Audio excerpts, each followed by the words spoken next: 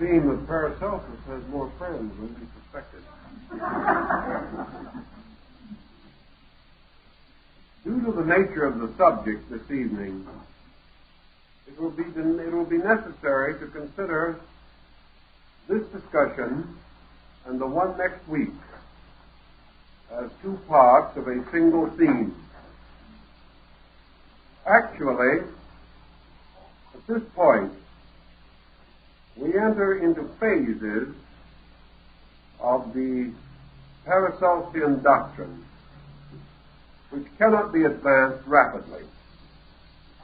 There are so many particular and peculiar meanings to the terms which he uses that it is absolutely necessary to build a certain amount of background. We have to know how he thought and why he thought before we can hope to integrate his ideas in terms of modern knowledge.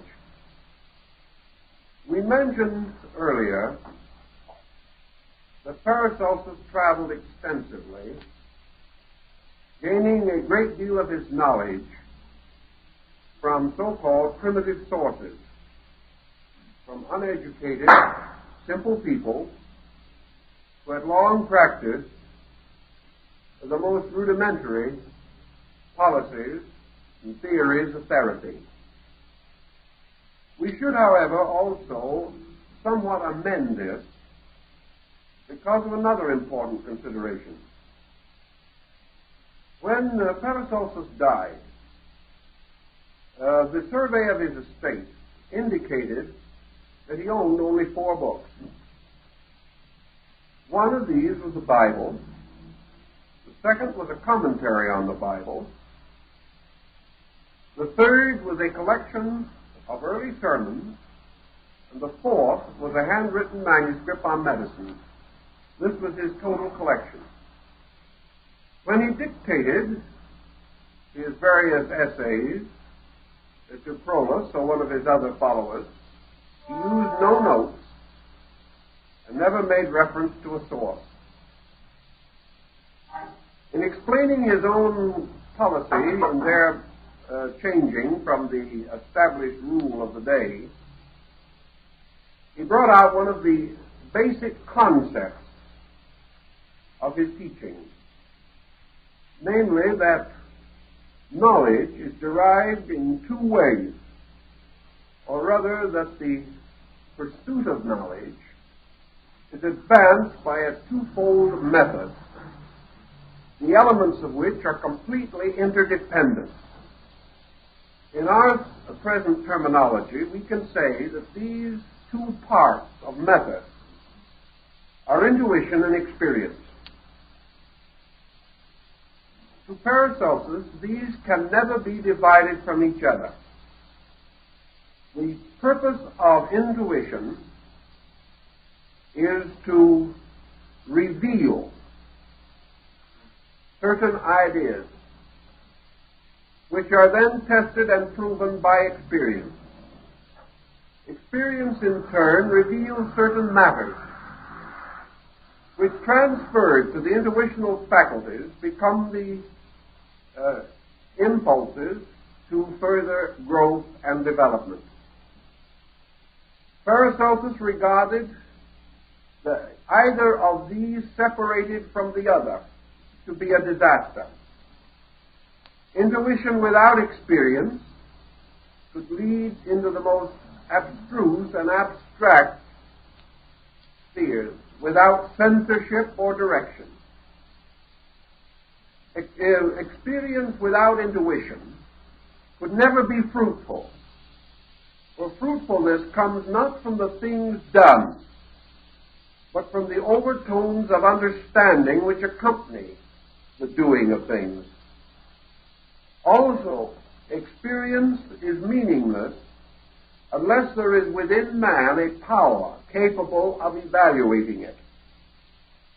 This evaluating factor, if absent, caused the individual or permitted the individual to pass through all kinds of experiences, and either not to interpret them at all, or else to misinterpret them.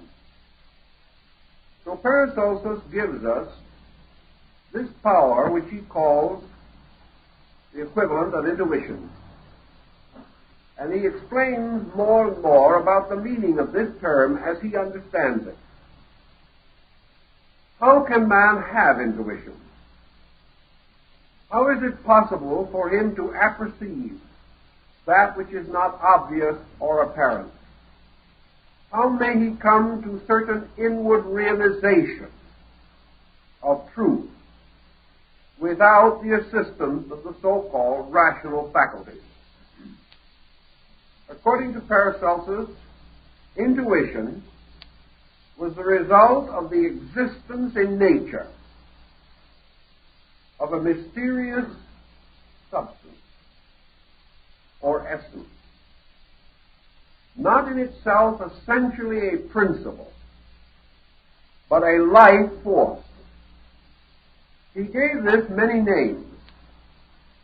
For our purposes, perhaps the simplest of his terms will be appropriate. He compared it to light. Now, according to him, there are two kinds of light. A visible radiance, which we call brightness, and an invisible radiance, which we call darkness. Darkness and light have no essential difference. There is a dark light which appears luminous to the soul and dark to the body. There is a visible physical radiance which seems bright to the senses, but may be dark to the soul. Thus light is a twofold being, quality, or substance. He uses these terms so interchangeably that we are forced to recognize that he considers light as of the nature of being in its total existence. Light not only contains the power or the energy necessary to support visible things. The invisible part of light supports the invisible powers and functions of man, particularly intuition. Intuition, therefore, is the capacity of the individual to become attuned to the hidden side of light. Now, when he uses the term light, he implies much more than such radiance as may come from the sun or from a lantern or a candle. To him, light is the perfect symbol, emblem, or figure of total well-being. Light to him caused health. Invisible light caused wisdom.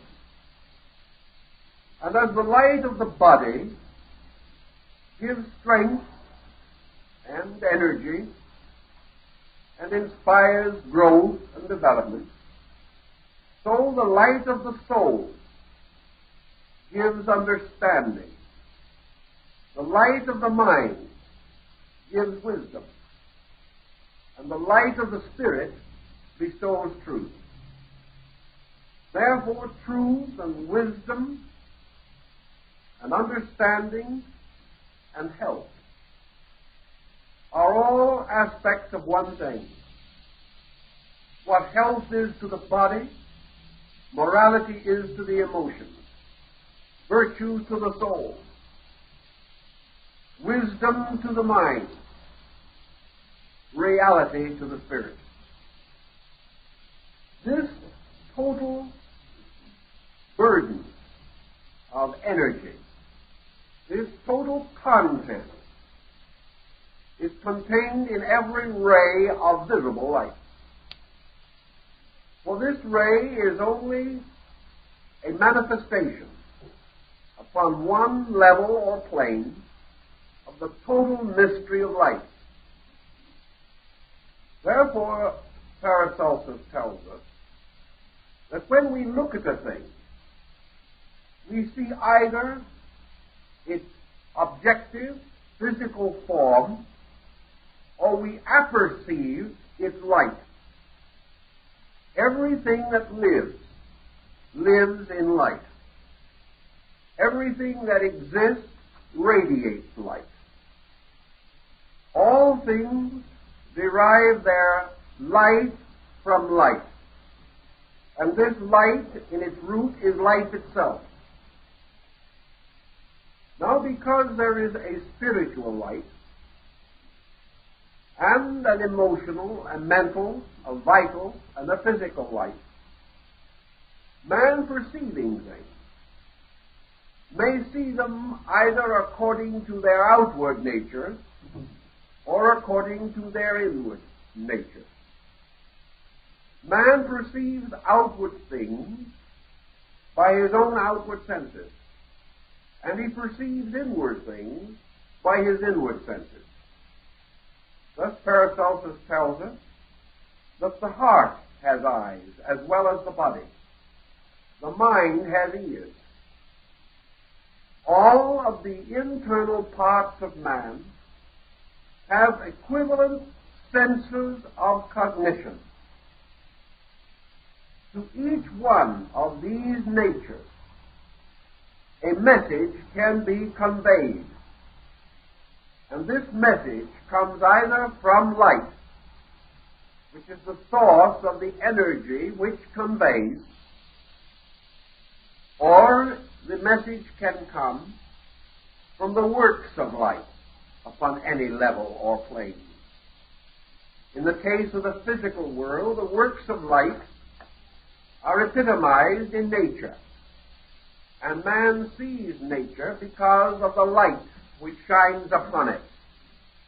Man sees the life of nature because of the light which shines within it.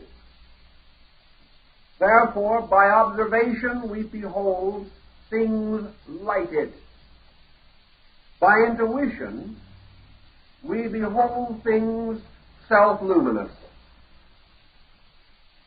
We behold, therefore, intuitively, the true inner light of all creatures.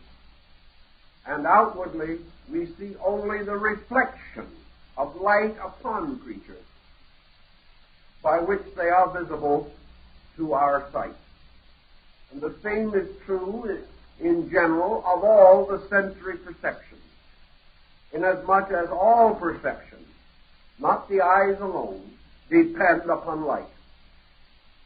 In this he might differ from the moderns, but when we understand his meaning of light as containing the total impact of life upon creation, he is dealing with an energy or a principle beyond what we generally think of today.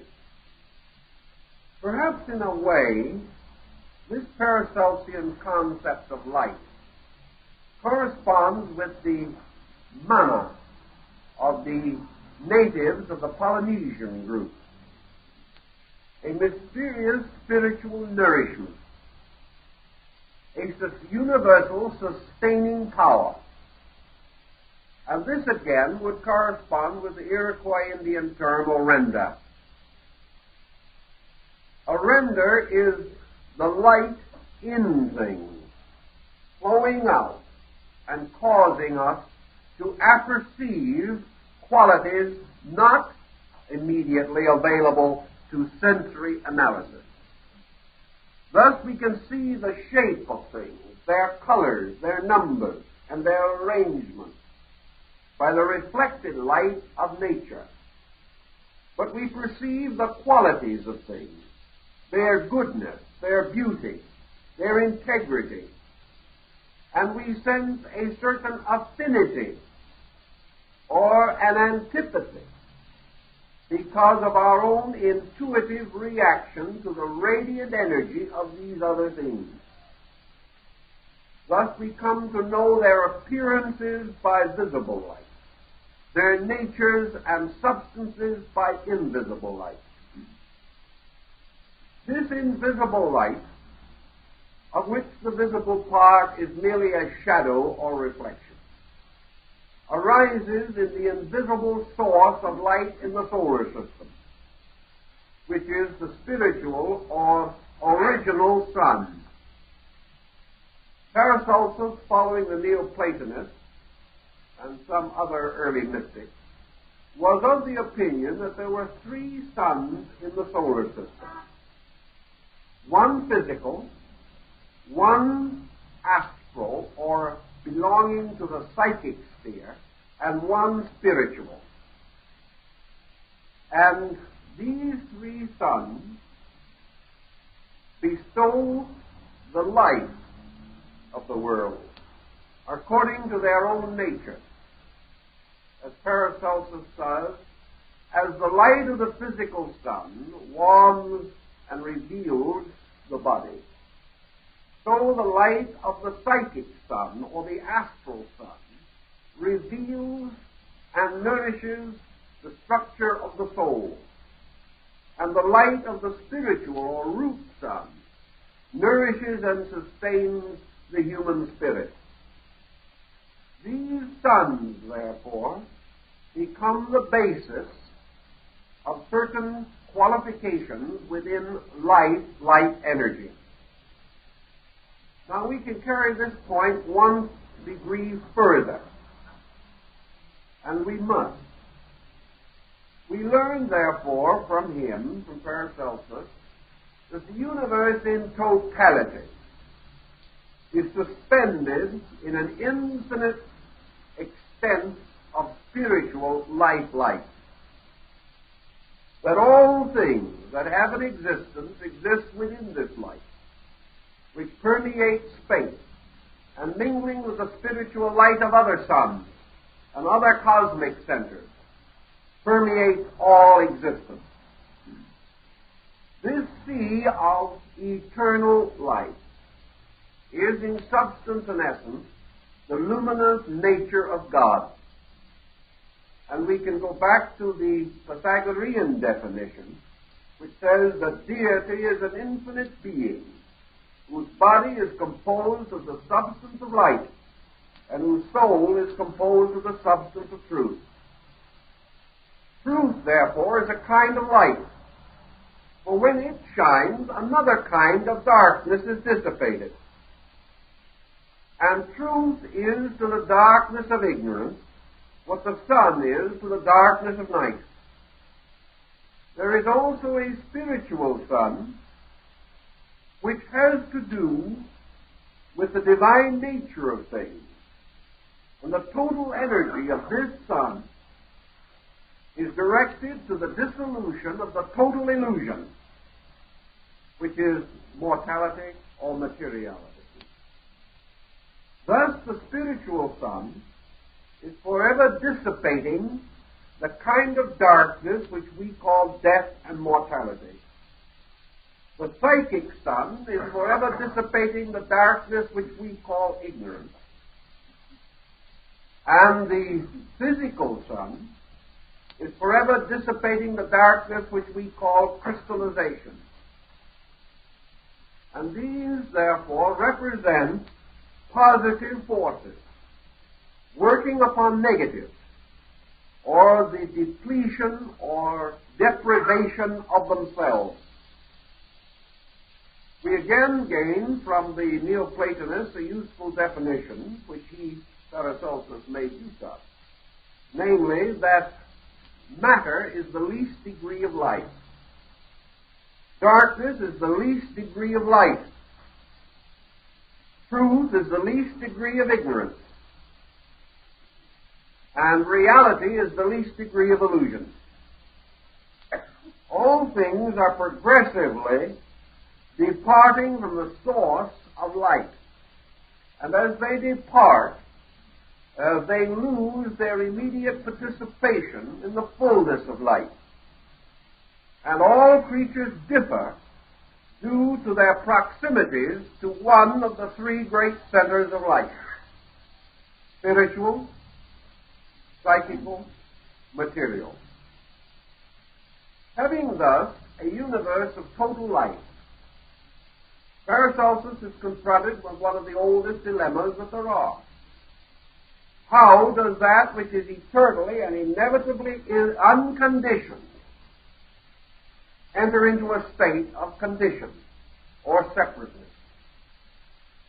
How does it happen that one life, in itself a total existence, can therefore become differentiated into kinds of life? And why are these kinds of life in various associations, benevolent or not benevolent, with each other in the composition of created things? Paracelsus solved this problem by recourse to Gnosticism, a system or doctrine of emanations.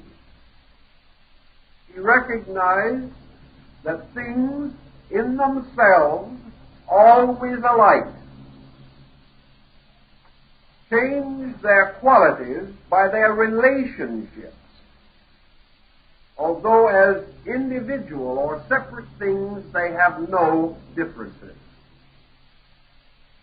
Kepler brings this out in his astronomical theory, and it more or less comes to Paracelsus in the same way.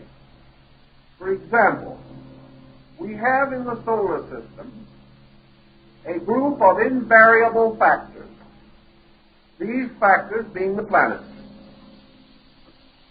Now, Paracelsus had a certain affinity for the idea of astrologia as distinctive from astronomia. But we will in a moment try to explain his position on this also. First, however, we know that the planets composing the solar system, and believed by the ancients to exercise certain influence, never depart from the solar system. Therefore, that their influences, as they move through their orbit, should be continuously the same. And the total nature of the solar system, never in itself changing, or at least not in appreciable time that we can measure. Whatever energies emanate from it and converge upon any part of it should be forever the same. But they are not. The reason why they are not the same is not that their qualities, natures, or bodies change, but because their relations to each other change. Therefore, out of the motions or mutations of these bodies, patterns are formed, resulting in degrees of balance and unbalance, and bringing these bodies into different associations with each other. A simple example, of course, is the phenomenon of the seasons on the earth. The earth may appear to pass through winter and summer while under the rays of the same sun. It is not that the sun actually departs. It is that the angle of its rays to the earth changes, in this way causing the seasons. Thus, the sun remains the same, the earth remains the same, but the climate changes due to relationship. Now, Paracelsus said that in the universe, all mutations of energy are due to relationship, and not to the actual alteration of any energy itself.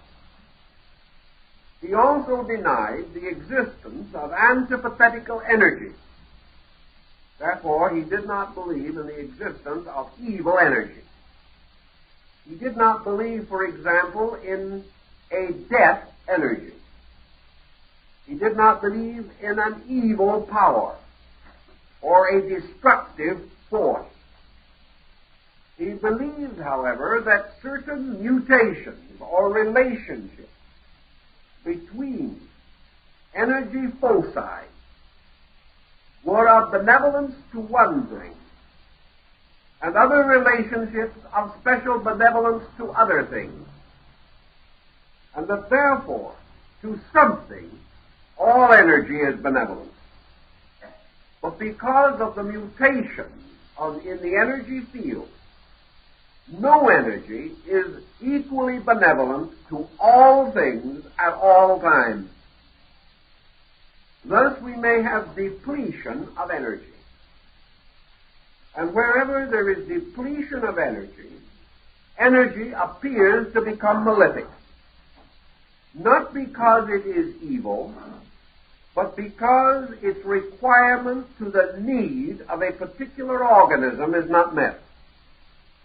At the same time, however, it may be performing a useful service to some other organism, even as while some of us are shivering in northern climates in winter, the southern hemisphere is having an excellent season. Thus, in all things, there are seasons. And in the motion of energy in relationship to a given body, such as the earth, there are both seasonal changes as we measure them by astronomy. There are psychic changes, which we measure by psychic content, and which Plato refers to in his discussion of the great Platonic year as the seasons of fertility and sterility in nature. In this way, Paracelsus maintains the principle of essential good, and at the same time permits one universe, one power, one nature to assume various appearances, as these appearances may relate to the life and structures of creatures. In this same study, then, we now come upon this great problem of energy. We come upon the mysterious circumstance of man,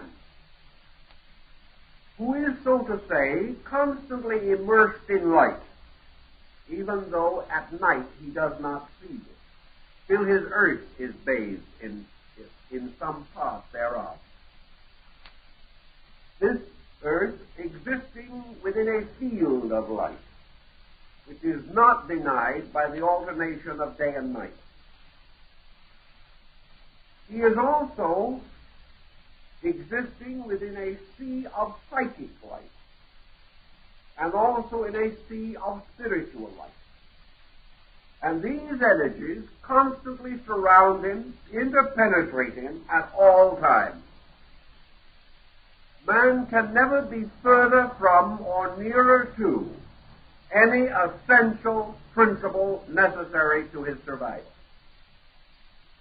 The only change or mutation which nature supports is that nature itself is more abundant in certain energies at certain times, and is deficient in these energies at certain other times. And Paracelsus, with the skill of observation, pointed out that such seasonal circumstances are noted by animals. Thus, for example, in certain climates, animals hibernate in those seasons when the necessities of existence are not available. Others, living in other parts of the world in more temperate climates, follow the example of the squirrel, who, recognizing intuitively or instinctively that it must prepare for a barren season, stores up its food in advance in order that it may not have deficiency. Paracelsus points out that nature, in relation to man, is not less provident than to squirrels, beavers, and birds. Therefore, that not only does man instinctively store up certain produce when necessary, in order to maintain his sustenance during non-productive seasons, he also possesses within himself reservoirs wherein he can store up psychic and spiritual energy against the great cyclic mutations of nature. Thus man is able to exist for some time, while energies are at their ebb, he is able to survive numerous mutations of the world because he has a structure somewhat reminiscent of a storage battery in which he can gather and conserve certain resources. And from the description which he gives us, it might be inferred that Paracelsus is referring in part at least to the endocrine chain within the body. That these glands, or rather their magnetic fields, are important as means of storing and regulating the distribution of energy. If, however, man depletes resources more rapidly, and this depletion occurs at times when the restorational energies are less available, he may find himself in a serious state of fatigue, exhaustion, or devitalization. Now, we mentioned that he also uses certain common terms in a different way from that with which we are commonly acquainted. He uses the word anatomia, or anatomy. But he tells us that he is not referring to the structure of the human body. By anatomy, Paracelsus says he means the total constitution of man. And that anatomy, which does not include the study of the soul and the spirit, has no right to say that it deals with the construction of man. That anatomy is also the study of the invisible organs of the body and the invisible systems which are behind the visible or material structure. By physiologia, or physiology, he says he means the total function of man, not merely the function of the material parts of the body, but the function of life through the body, the function of mind through the body, the function of consciousness in itself and through the faculties. By astronomia, Paracelsus tells us that he is not dealing primarily with the solar system as we know it, but that true astronomy is the study of the anatomy of the body of God. And that astronomy involves not only the whole physical nature of the solar system, but all of the invisible forces and principles from which the system is suspended, and without the reality and existence of which the solar system itself could not either exist or continue. By astrologia, in the same thinking, Paracelsus says he does not mean merely the interpretation of the effects of planets upon life. Rather, he means the psychology of universal energy. Paracelsus said he did not believe that any planet exercised a good or evil influence, but that in the compound of human beings, the psychic fields of energy could be sympathetic or antipathical, according to mutation, and that the planets merely reflected one power, and therefore only through their mutation could their effects seem good or bad. But nominally they might appear to be so and might actually prove to be so. But this is not because they exist to produce good and evil in the world. They produce only their natural mutation. Now this brings us to the next point, which is a very interesting one. Not long ago, someone wrote us a letter and asked me to do research on the mark of Cain. So, this might seem to be a very easy subject, because it was said that God placed a mark upon the forehead of Cain, that all men might know him. And later in the commentaries, the old mystical commentaries of the Jews, it was said that Lamech, who was blind, had his arrow guided by his small son. And they were hunting in the forest, and the lad guided his father's bow, and Lamech fired at a creature. And when he approached it, discovered that he had slain his ancestor Cain. And he knew it because there was a mark upon his forehead. Paracelsus gives us a curious, rather quaint, and not entirely undelightful interpretation of this mark of Cain, which incidentally our learned authorities have totally ignored. He says that the mark of Cain is the mark of sin, and that in the life of man the mark of Cain is disease. For wherever the body is diseased, it is because some law has been broken.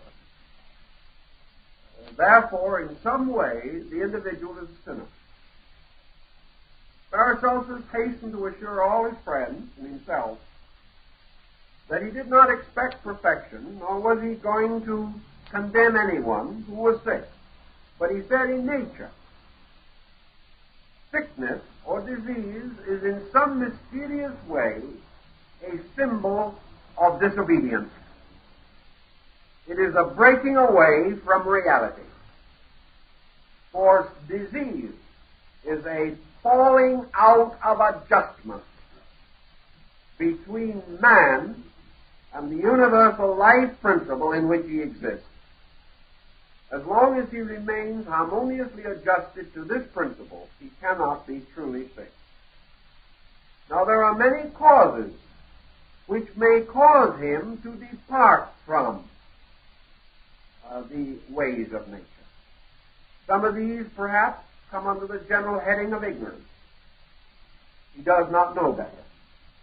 He does not know enough to know all things. Another, perhaps, is superstition, by which he clings to false doctrine.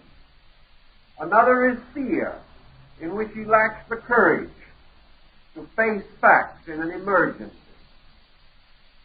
Perhaps still another is the pressure of conditions upon him, in which he voluntarily sacrifices his own well-being and his own integration in the service of something else, or someone else, or some cause greater than himself. Nature may reward him for his virtue, but it will punish him for his disobedience to the laws of physical nature. He can never do so many things well, or have such noble motives, that he will not have a stomachache if he eats the wrong thing. He may have reward for his virtue, but he will have a stomachache for his indiscretion, regardless of the motive.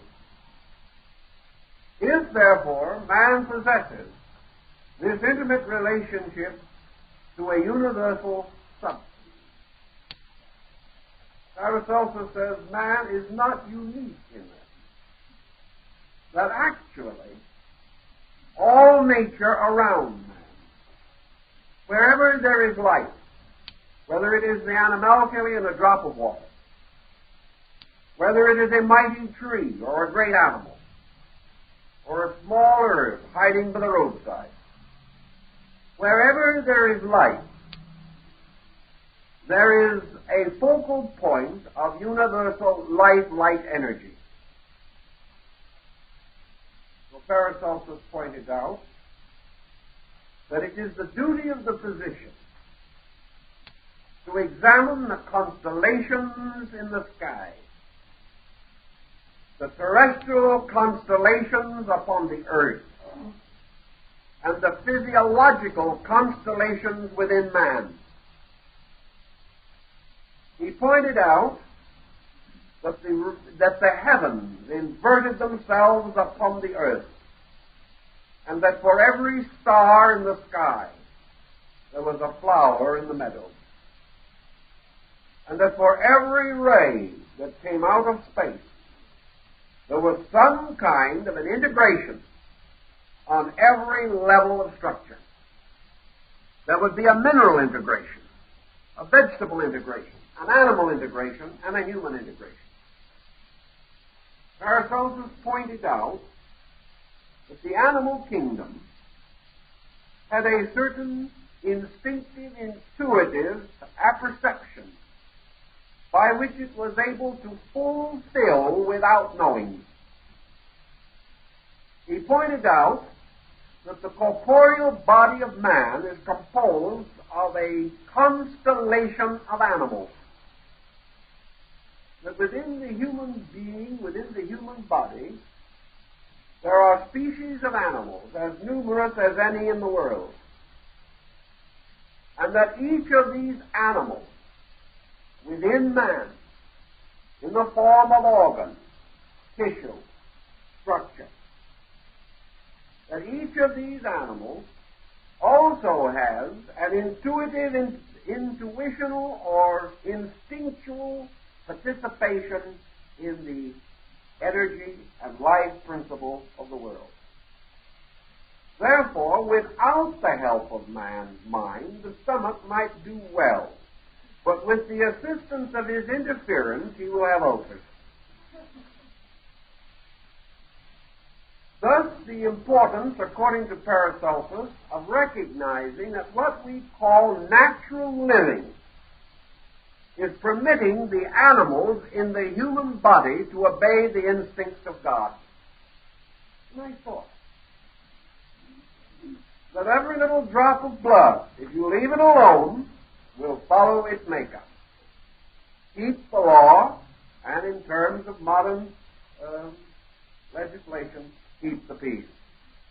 It is only when for some reason this harmony of the world is disrupted. And here Paracelsus gives us a concept which was later to be developed by the German mystic Berney, who was strongly indebted to Paracelsus. Berney pointed out that the difference between man and the animal is that man as a being is a shepherd of animals.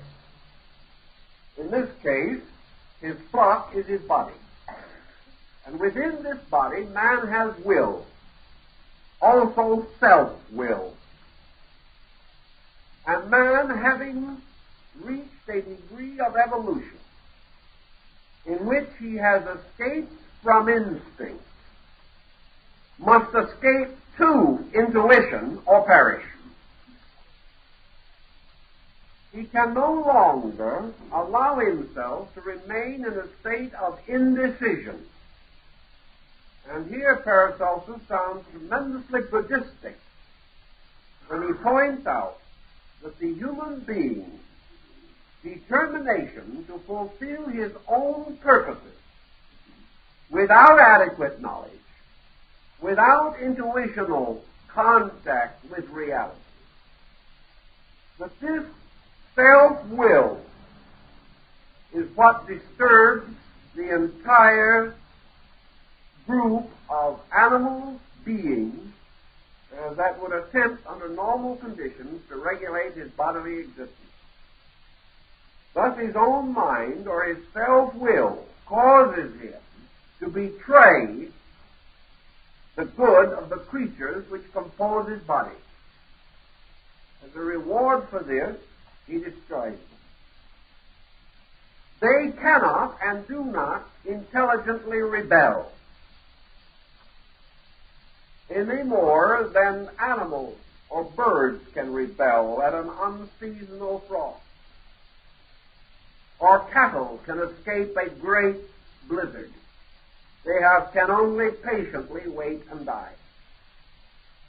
And in man, where the self-will or the mind imposes hopeless situations upon the bodily economy, the animals in man's sheepfold can only wait patiently, suffer, and die. But man, experiencing the suffering and death of these animal centers in himself, regards his life as made uncomfortable, miserable, sensing sickness, disease, and inharmony. He blames the body, blames the world, but never examines himself to find how he has betrayed those creatures that have so patiently and willingly served him. Thus normalcy is achieved by the recognition that we must render unto Caesar the things that are Caesar's.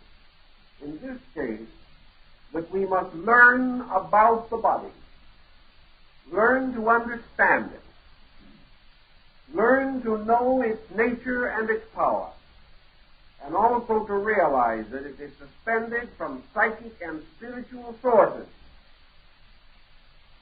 and that these sources will control, direct, and regulate things that do not break the faith, do not break the relationship, do not permit themselves to depart from the way of life.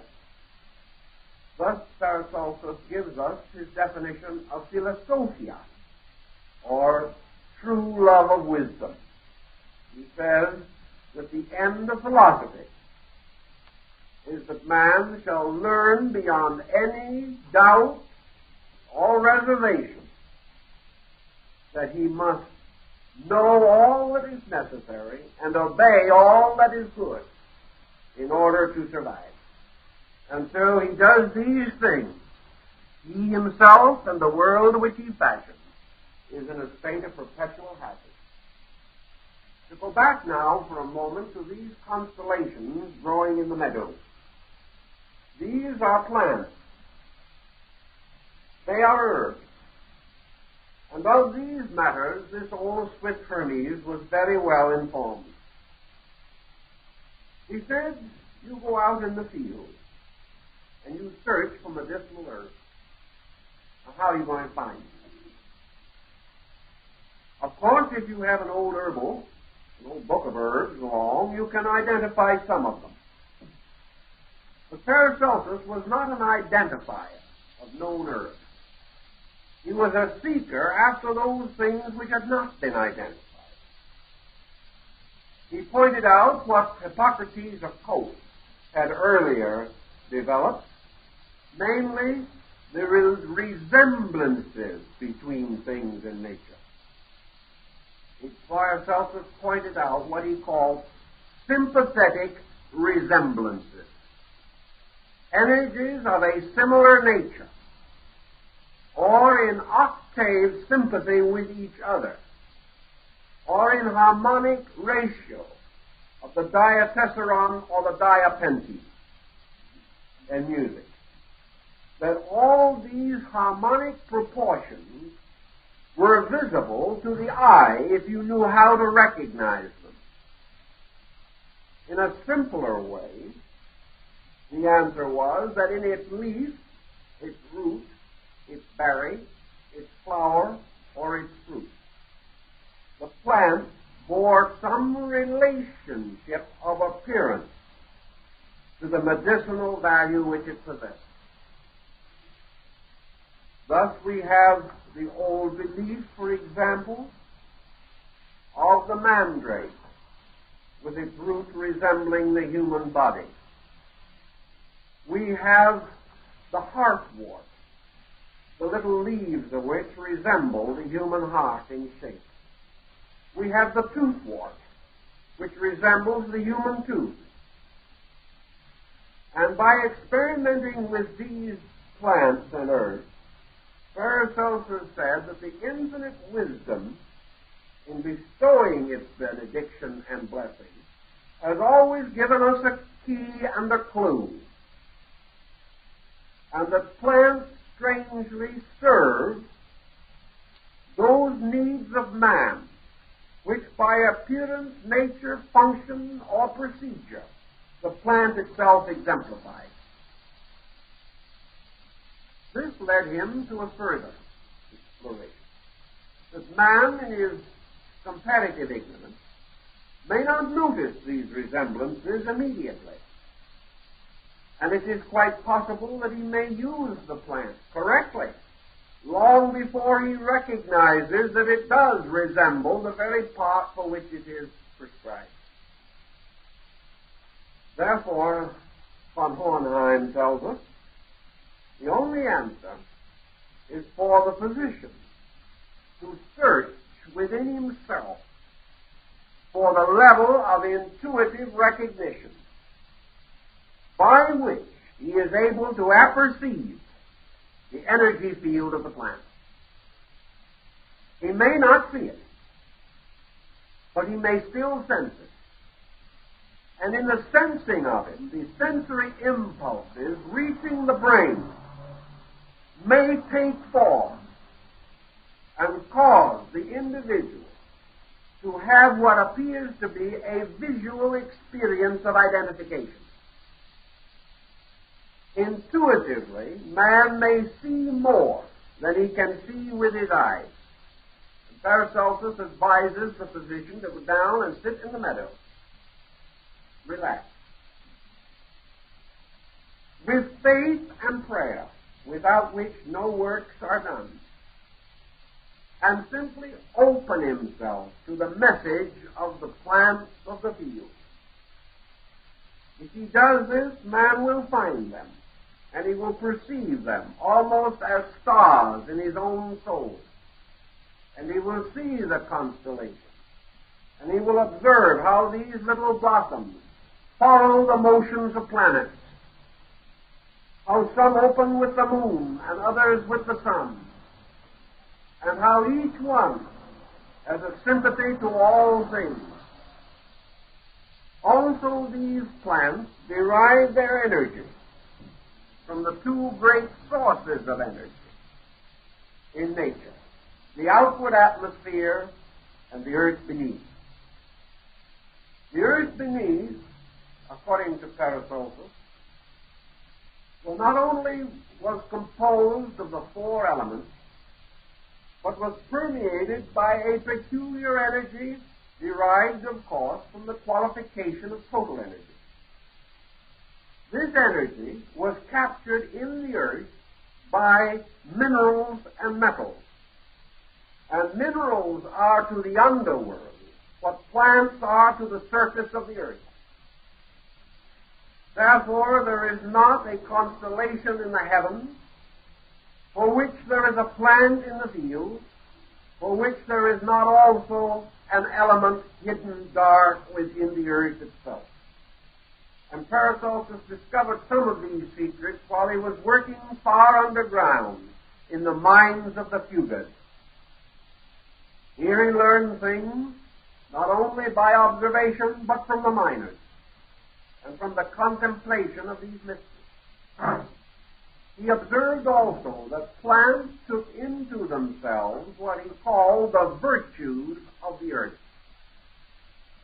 He found that grapes growing in land where there was gold in the soil would select that gold and draw it into the grapevine, so that if the stems of the grapes were burned, actual gold could be reclaimed.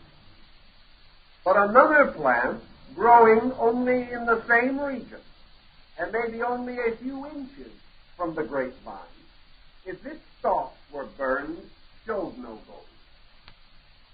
Therefore, there had to be some reason why the grape accepted gold, and another plant did not. Paracelsus declared that this was because of the sympathy of things. That the grape among the fruits of the vine held a relationship to the gold in the earth. That in turn, the gold and the grape had an affinity to the gold in the human body. And that this gold, in turn, had a particular sympathy for the human heart. and that going on further from the heart, that this same gold extended to the heart of both the planet and the solar system. So the gold and the grape and the heart and the lion and the earth and the sun were all bound together like tuning forks of the same pitch, each belonging in its own kingdom, but each sustained by the equivalent of a specialized energy field. Recent experiments have been made with the use of meteoric iron in the treatment of disease, and these have indicated that the Paracelsian concept of astronomical iron was not entirely without virtue. He also pointed out that it was the nature of all these bodies to draw to themselves out of space such elements as are necessary for their survival. He likewise made the statement that a mineral, while to our perception incapable of essential change, that minerals are born, grow, and decrease or age, and finally die. And he gave the example of the growth of gold, which has been known to increase itself 7 or 8 times without investment, merely in a tightly sealed vessel exposed to certain rays. The growth of this gold causes it to appear like a lichen or moss, and to cast off of itself tiny projections resembling blades of grass. Thus gold, when brought into contact with the growth element on its own plane, will expand and increase. Thus, the summary point of this particular approach is to the effect that all things in themselves act as catalysts, and that they are constantly drawing their nutrition from the tremendous potential fullness of what we might even term space itself. Paracelsus agrees very largely with Hindu philosophy, where he declared that the most unsuspected source of all things is space. That while we are busy with the objects floating in space and trying to explore them, we are gaining the lesser end, for it is what we term vacuum, emptiness, the total absence of any known material or physical element that is the total and complete density. What we call matter is a great degree of solidity. What we call space is an absolute degree of density, are not necessary to man, nor useful to him except under certain conditions. But now we have found that even the poison of the rattlesnake has use if we know what to do with it. Thus, all so-called useless things, says Paracelsus, are merely things the uses for which are unknown. There is nothing new, because nothing can exist except it be sustained by life. Life sustains nothing useless, and the life in no thing can be considered useless or worthless. It has a purpose. And he evolved one of his great medical theories to the effect that there is a remedy in nature for every inharmony of the human flesh,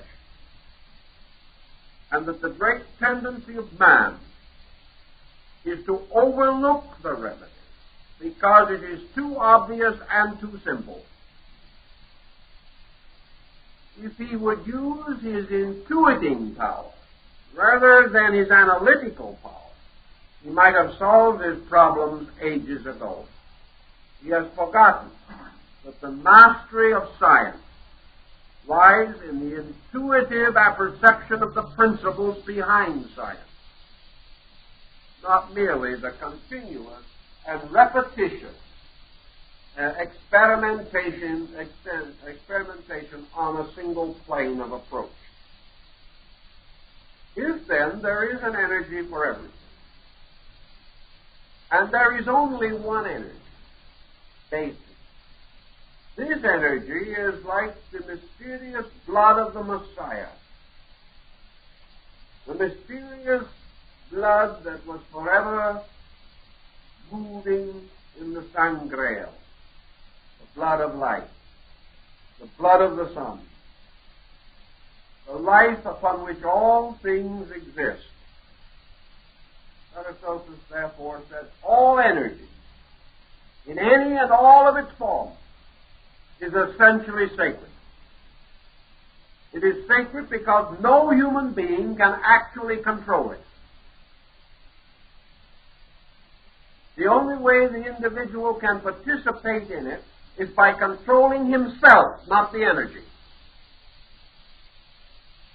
Also, that there is no energy of any kind that is not a direct manifestation of the power of God.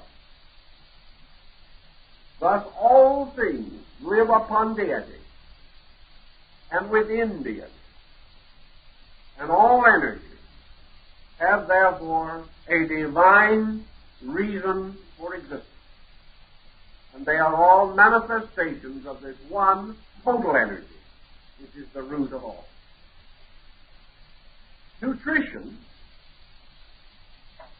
is actually the possibility of moving energy from one organism to another of compatible nature. This means that in some way a magnetic focus has to be established.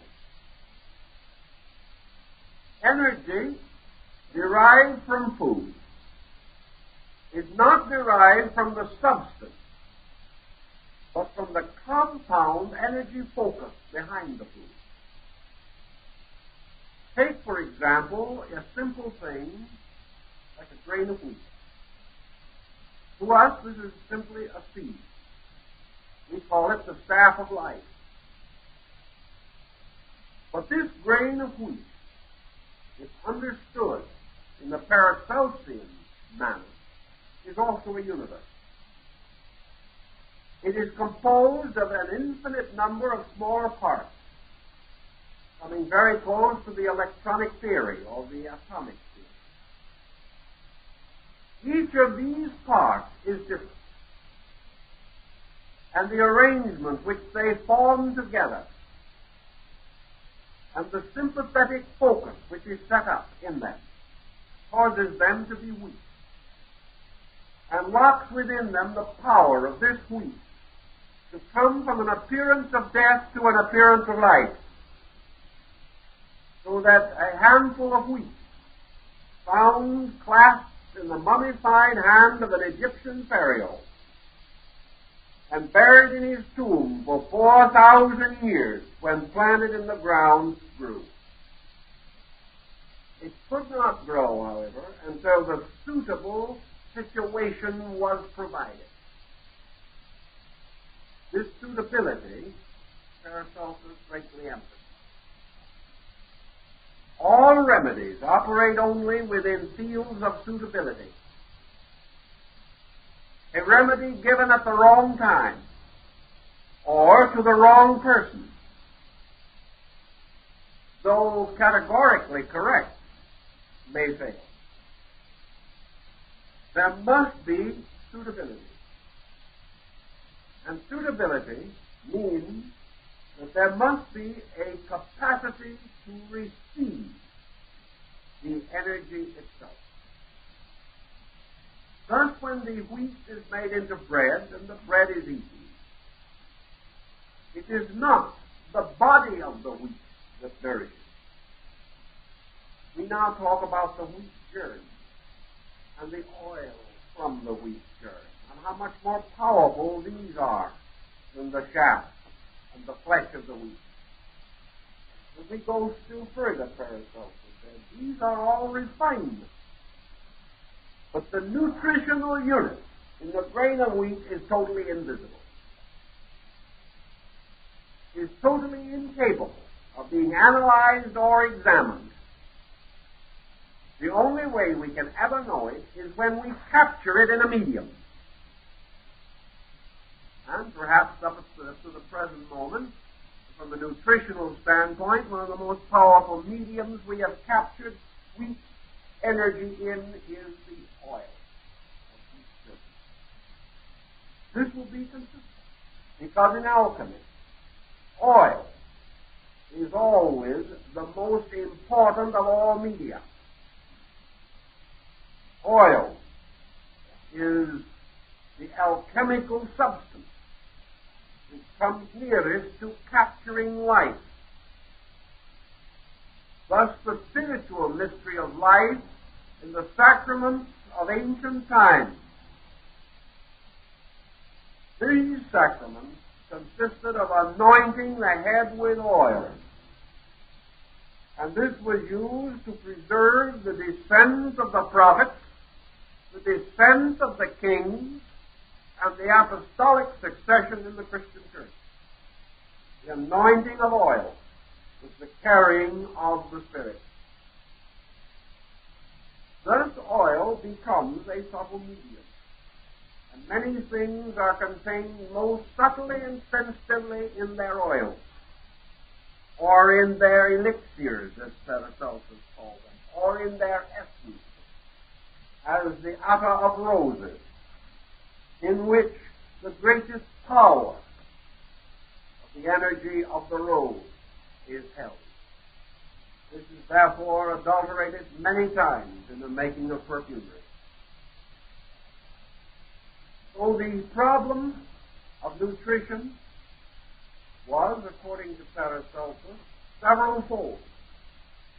He was not, however, convinced that the separation of the energy unit from its formal structure was entirely suitable to man.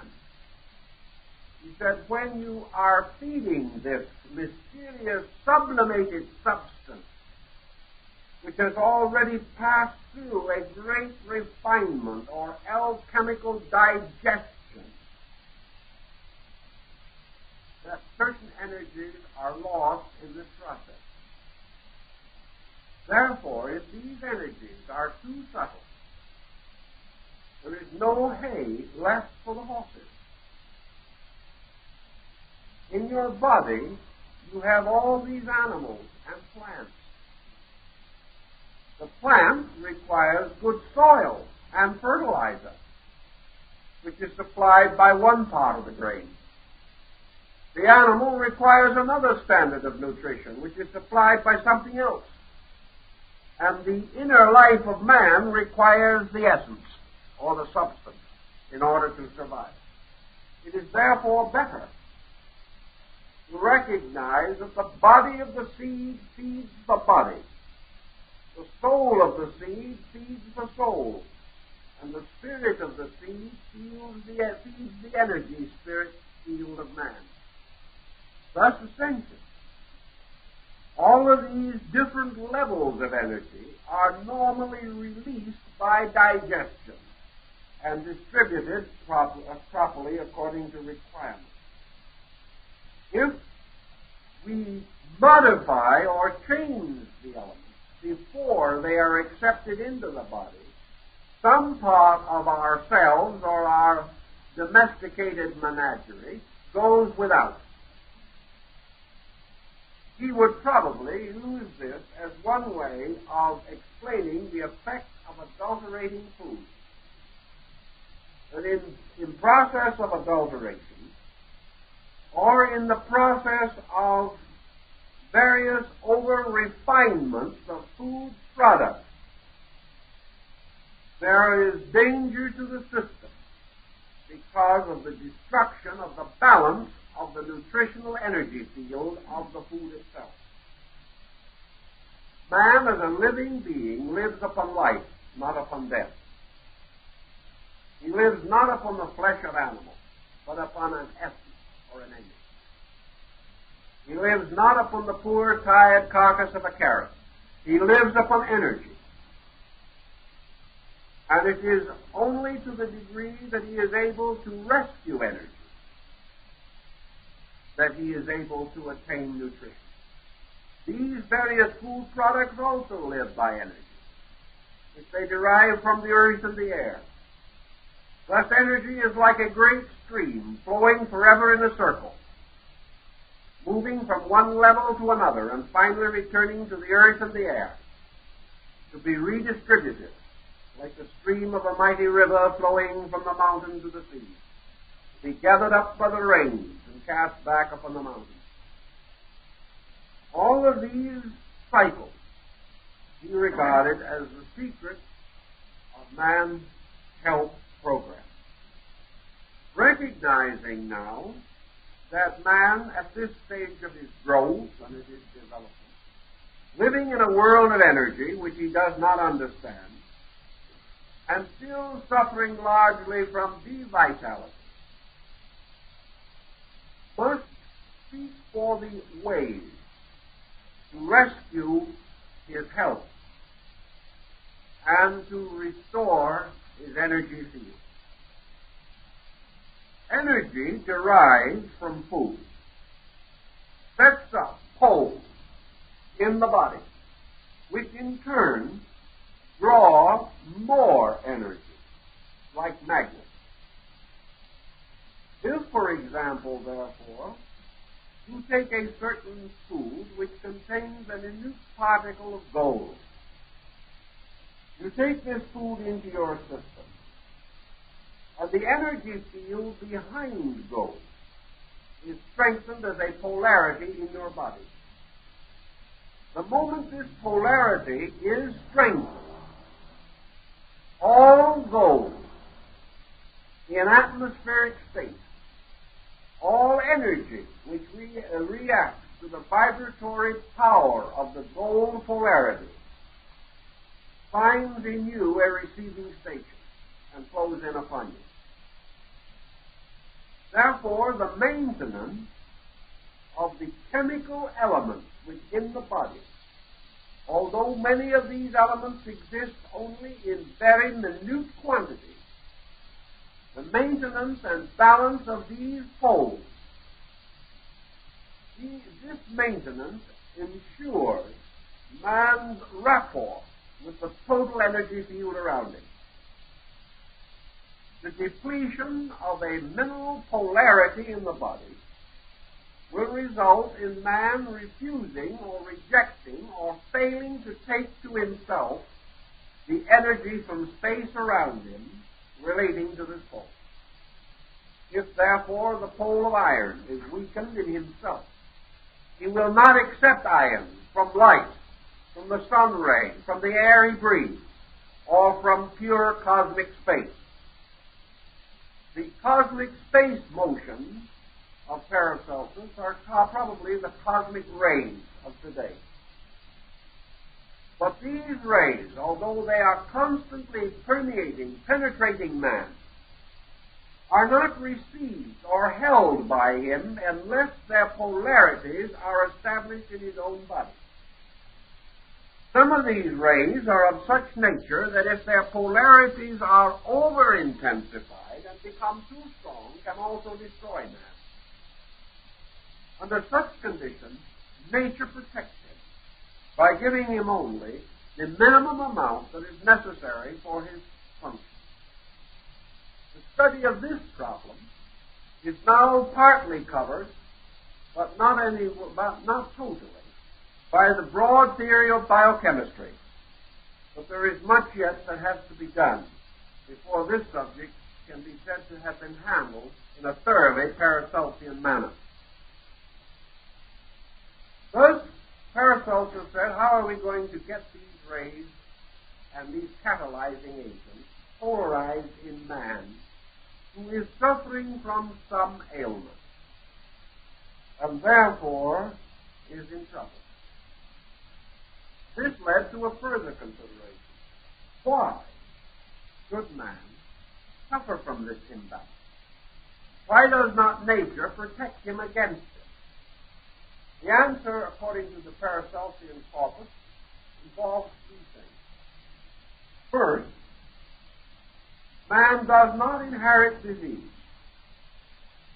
He does not inherit cancer.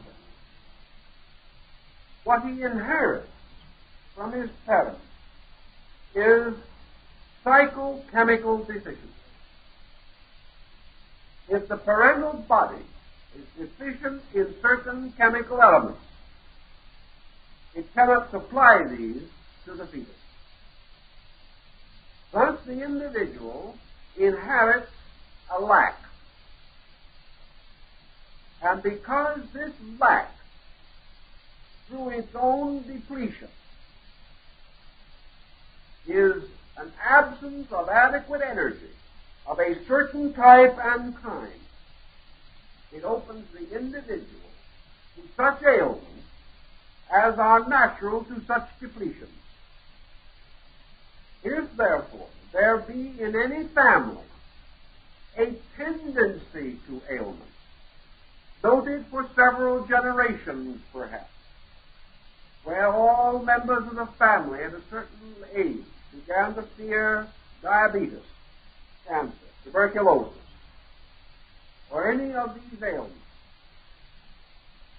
the child does not inherit them unless they are malignant at the time of birth and the child is exposed to a direct infection or contagion.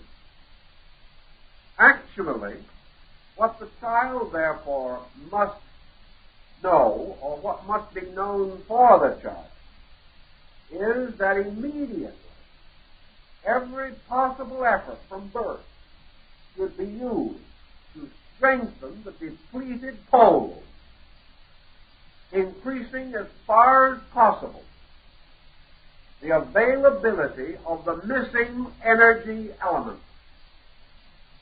If this can be strengthened, and it cannot actually be totally absent, because, as Paracelsus points out, the total absence of any one indispensable element makes birth impossible.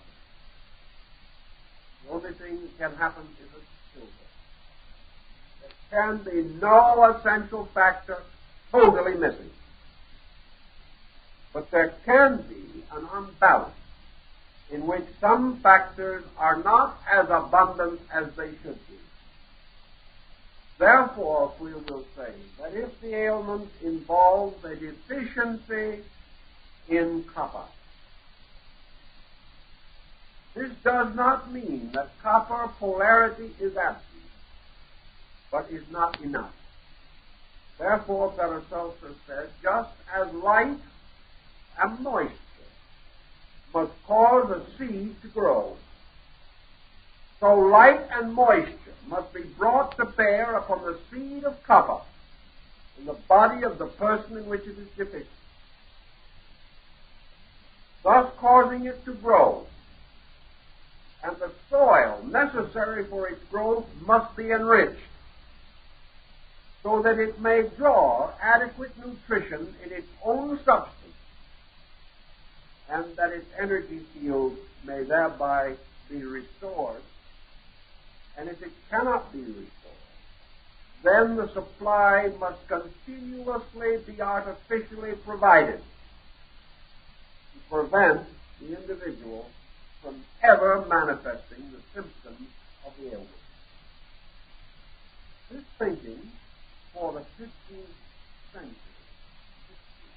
is not bad thinking. And it tells us things that we should perhaps remember more than we do today. Now, Paracelsus has also been accused of being a magician. because many of the cures and achievements which he wrought were considered little less than miraculous. But it all breaks down to a pattern. He recognized a certain group of essential elements. He sought in every part of nature for such organisms as were abundant in these elements. And by means of these organisms, he sought to prepare the various remedies which he used. He carried his alchemistical researches even further than physical chemistry, because he said it is useless merely to depend upon the health of the body for the maintenance of the soul. Just as surely as the depletion of the physical elements represents imbalance in the body, so this depletion in some way bears witness to the depletion of the psychic and spiritual polarities behind. These must also be built, restored, and corrected. For a chemical deficiency producing a certain ailment in the body will produce a certain emotional tension. It will also cause the individual to think in a certain way. And as Samuel Johnson pointed out, a drop of green bile in the liver has been responsible for more wars than perhaps any other single cause. Wherever there is a physical disturbance, it bears witness symbolically to a psychic disturbance or a spiritual disturbance of some kind in these energy fields. As a magician, Paracelsus attempted to take pure substances carefully prepared, and apply them where the deficiencies existed. He did not depend totally upon, for instance, physical gold. He knew that gold had an affinity to the heart. He knew that the magnetic field of gold carried a powerful heart stimulant and regulator. But this was not enough. Even if the physical heart of man could be brought back to reasonable normalcy, there were other things to be considered, namely the psychic field behind it. For in most instances, these depletions run through an entire chain of vehicles or through an entire group of processes. So Paracelsus said the next thing we must do is strengthen the gold. We must make the gold more versatile. Because actually, gold has a meaning to birds and plants. It has a meaning to the magnetic field of the earth. Pure gold brought in contact with various things may have various reactions. It may cause one thing to happen in a plant. It may be quite different in its effect upon a dandelion and a rose bush. Therefore, it is not enough that we deal with gold. If that was the answer, all we would have to do is associate ourselves with the 7 sacred metals, and we would all be well.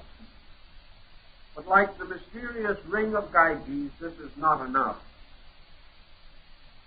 The next problem, therefore, was to recognize that kind of gold which was essential to man, dividing this gold from the gold of nature. The next problem after that was to compound gold in itself. And to do this, it was necessary to capture within gold a group of magnetic formulas. Paracelsus did this by invoking the aid of planets. He used various planetary configurations at the time of melting and casting gold. declaring that under various seasons, at various altitudes, and in various localities, gold, while in a mutable state, took upon itself specialized attributes that were not always present. Having prepared these formulas, Paracelsus then went a step further into what is commonly called today transcendental magic. He pointed out the Egyptian belief that every symmetrical solid, that is, the geometrical forms which form symmetrical bodies, that each one of them had a therapeutic power. This therapy being the capturing of energy in lines, that form and the design of form captured and held energy. Therefore, that a picture of an energy carried a certain reaction of that energy with it. Some years ago, I made a number of experiments with the Paracelsian concept of primary form, using sensitive electrical equipment to determine the radioactive result of energy form. We observed that a person looking at a cube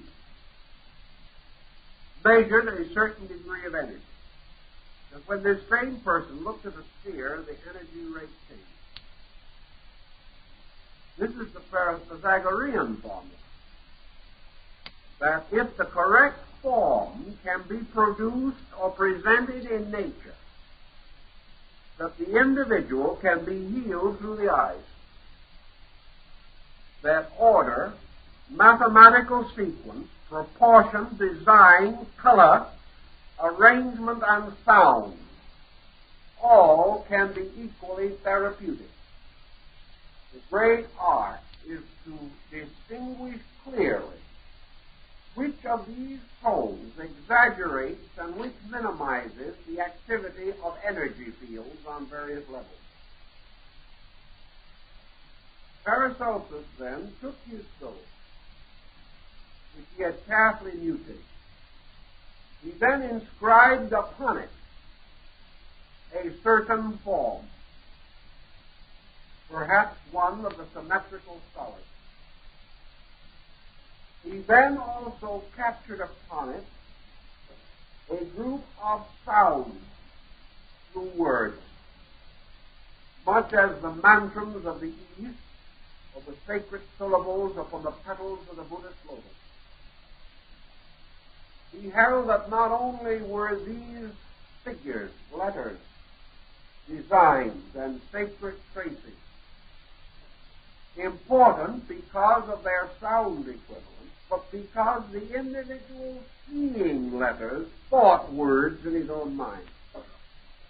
When he saw a certain word spelled out, he did not have to speak it. In his own mind, that word took living quality and was interpreted as an idea. Combining all of these elements together, Paracelsus fashioned talismans, sacred to all of the planetary and celestial bodies, ornamented with certain designs and inscribed with certain sacred thoughts, prayers, magical invocations, or the names of planetary or zodiacal angels, following the ancient magical concept that has come again from the Gnosis and from the Syrian mystery. And having gained all that he could, and in this knowledge he was greatly aided by the Arabs, who had carried it much further than the Europeans. He then placed this carefully prepared talisman or medallion upon the body of the sufferer, in the area where the disturbance was, or where the pole of that disturbance could reasonably be assumed to be, either over a nerve terminal or close as possible to some vital organ. He bound it there or held it there in various ways, declaring that this medallion, this talisman, this thing which was not different from a sacred relic of religion, essentially,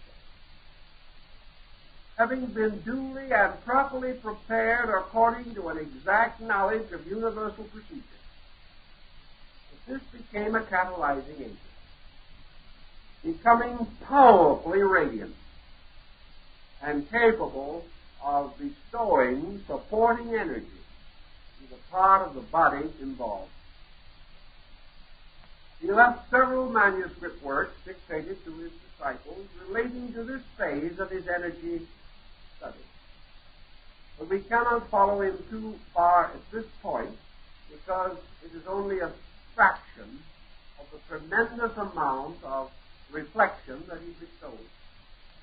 His second concept was equally interesting, namely that almost all of the talismanic devices, including the geometrical forms, the harmonic chords, and the musical modes which were used in ancient times in religion and therapy, but nearly all of these had a certain and powerful success because of their reaction upon the human mind. Therefore, he came to the conclusion early that one of your most powerful gathering powers and distributing media is the mind itself. But the physician, knowing how to direct his own mental energy, can, through conformity with the laws of structure, stimulate or vitalize magnetic fields.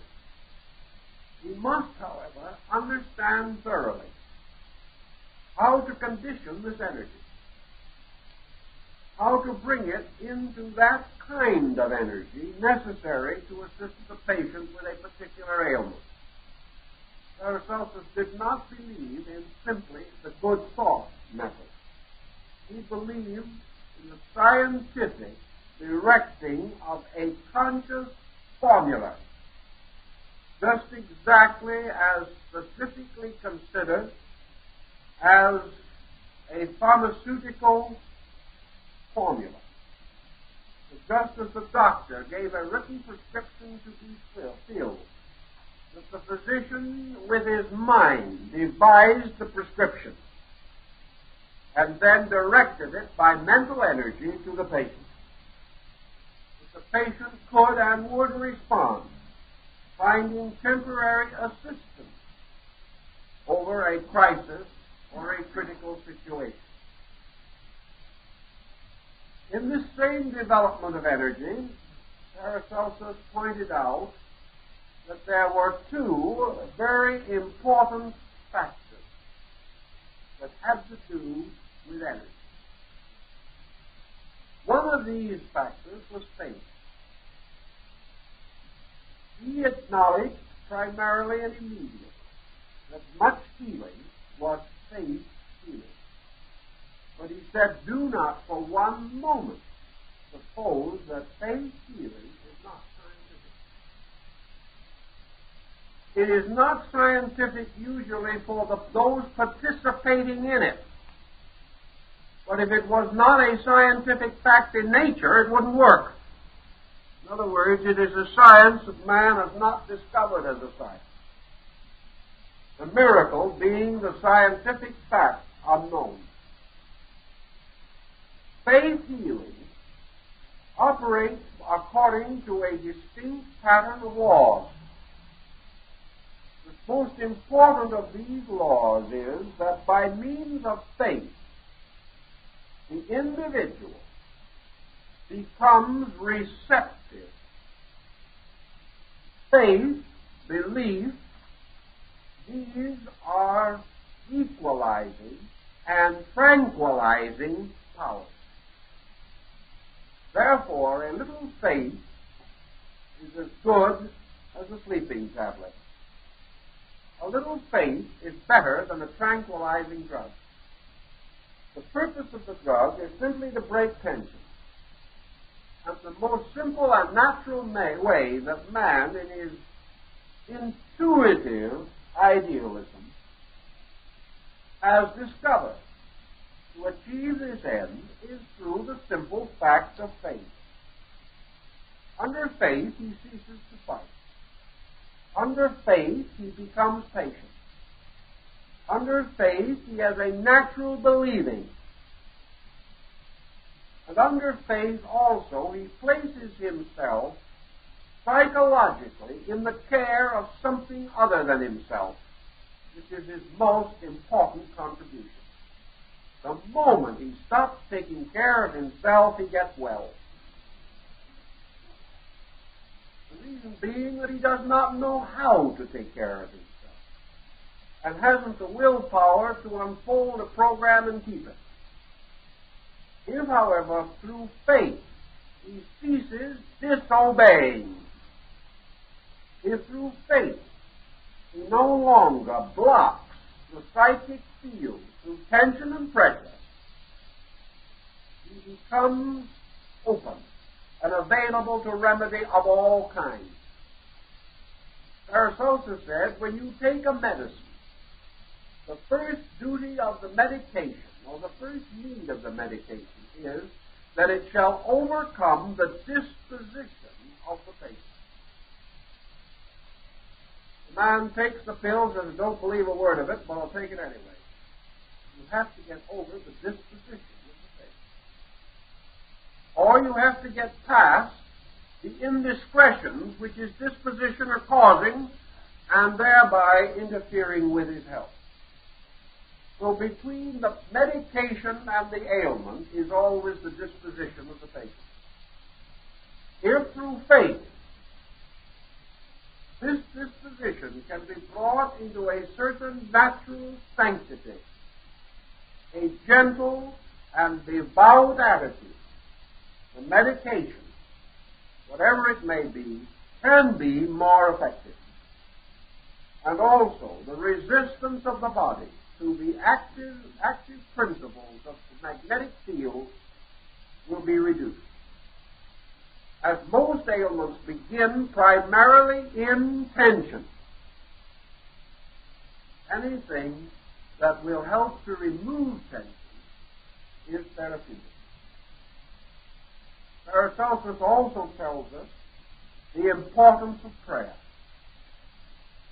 He tells us, scientifically speaking, that prayer produces very much the same result as faith, except that faith is a receptive believing, whereas prayer is a more positive or objective statement of conviction.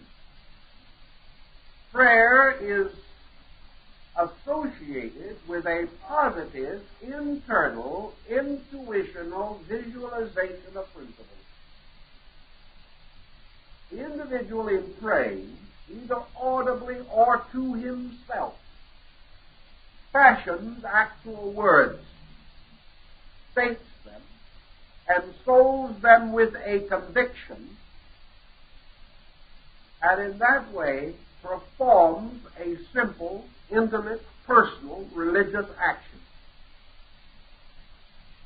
It is obvious that the human mind is so constituted that it cannot hold several ideas simultaneously with the same intensity. The prayerful attitude, the prayer formula, the visualization in word and symbol of a strong belief,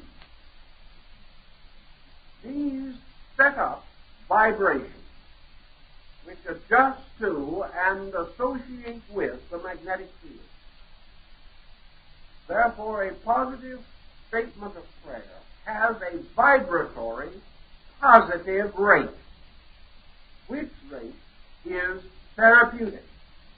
because it carries with it devotion, a subconscious sense of sublimity, a restoration, at least temporarily, of a certain spiritual relationship between man and space. These factors set up motion. They set up reaction in the magnetic field. So by our thoughts, by our words, by our deeds, as Paracelsus tells us, we achieve virtue. And virtue now for the body is a state of health. If then, through indiscretion, energy fields have been depleted, we can do one of several things. We can either do as the animal does by instinct. We may simply relax back into adjustment. And if we can succeed in doing this, we will probably find almost immediate assistance. It was intended primarily and eternally, as Paracelsus clearly states, that each human being is to be his own physician. The existence of the physician is a proof that man has not yet come into his own full birthright. Man becomes a physician for himself by keeping the law and by holding such attitudes as preserve the integrity of the magnetic field. The moment cross vibrations come in, we have a depletion of energy. Negative vibrations move in one direction and positive in the opposite. These clashing neutralize or destroy each other's effectiveness temporarily, and the structure is damaged. Actually, no vibration of a negative nature can injure a positive vibration, because your positive vibration is true and can never be anything else. But the negative vibration set up in the compound constitution of man cuts him off from the positive vibration, thus leaves him incapable of responding to it, and therefore in a sickened or depleted state. This problem of sympathy, Paracelsus then carries through the various fields of therapy with which he is primarily concerned. He points out that the complete circulation of the body, due to proper clothing, proper exercise, proper light, proper work, proper rest, proper sanitation and cleanliness, these things are regulated, helping the individual to prolong the usefulness of his material energies as far and to as great an extent as is reasonably possible. Therefore, to neglect or ignore these is the simplest and most common way of injuring oneself. The next is through false nutrition, the introduction into the body of material, the psychic poles of which draw energy of the wrong kind. Anything, therefore, that man sets up artificially as a polarity, and which represents something not suitable to his true nature, or, if suitable in very small quantities, is not suitable in larger quantities.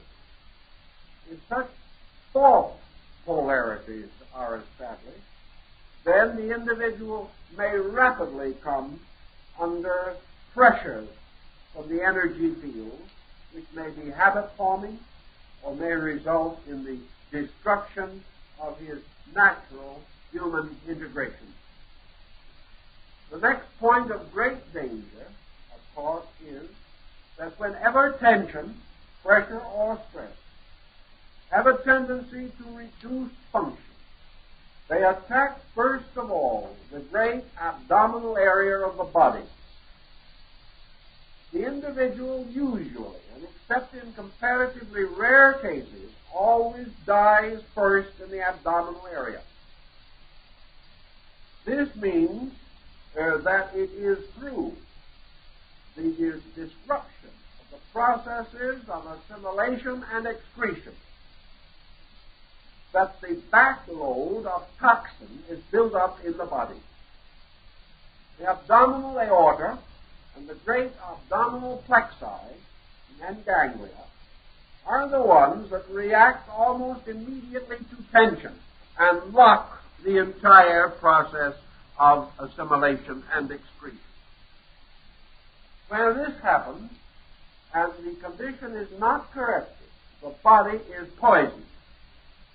And this means that gradually the energy fields are broken away from the body. These links between energy and matter are so polluted that the energy is no longer responsive to these polarities. The vibratory rates are lowered, and the body, gathering lower energy levels from its own lower rate of vibration, reduces its own function until finally it is no longer able to maintain itself. Thus, the problem of breaking tension and preventing obstruction. Wherever obstruction reaches to advanced a state, there is a corresponding local beginning of the process of death. This process of death is a localized disintegration. If this is permitted to go on, like the death of a finger and gangrene setting in, the whole body may ultimately be destroyed.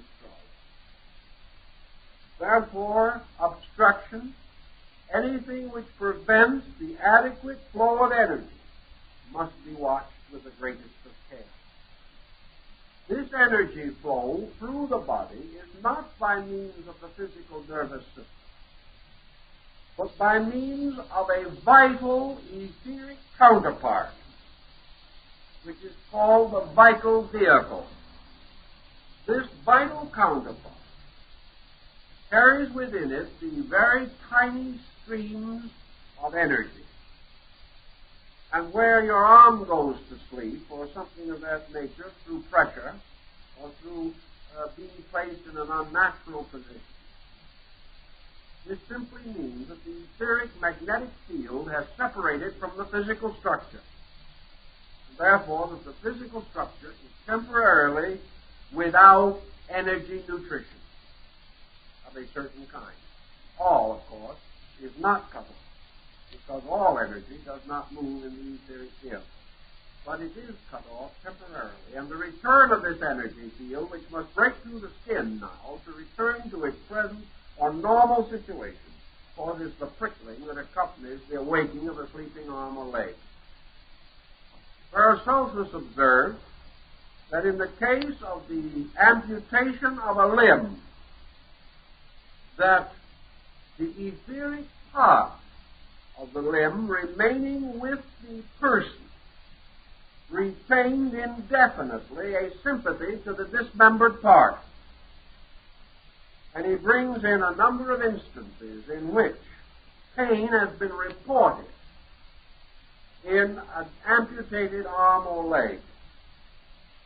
Examination proved that when the arm or leg which had been cut off was buried somewhere, it had been put in a wooden box with the lid nailed on, and one of the nails had gone into the member.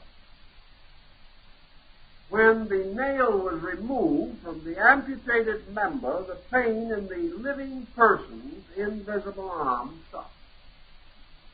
Among interesting examples of that, unless we regard it as totally superstitious, is that exactly the same report is given to us by Lord Horatio Nelson, who said that he continued to feel pain in his own amputated arm for years.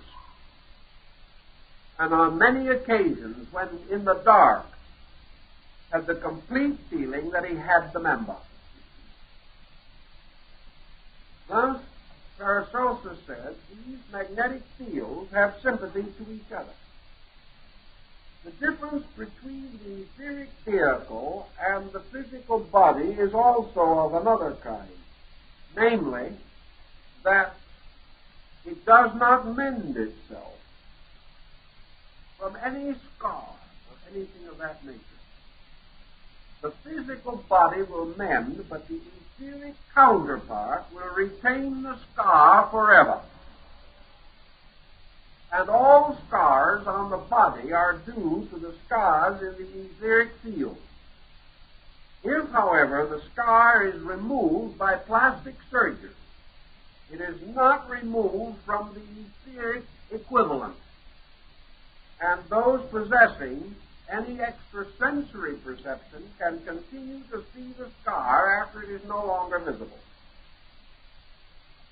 Paracelsus also pointed out that sharp instruments can injure the etheric part, even though they do not touch the physical body at all. And this gave rise to the idea of Digby's weapon saw, that an instrument which has pierced the etheric field of a human being like a sword and wounded him, that this sword will carry from that time on something of magnetic sympathy with the person it struck. The steel will take on the magnetic pole. Thus metals and substances become exchange polarities for vital and energy sympathies. And from this great concept of these related sympathies and how they could be adjusted to serve man, and how the human being could develop an entirely new concept of therapy by the association of his own body with other substances, will be the continuance of our discussion of this sympathetic theory, which now enters into the field of the mumia, or the mysterious substances derived from the dead, which are used to maintain the life of the living. And for these phases and the next step of this subject, as I told you, we'll have to wait until next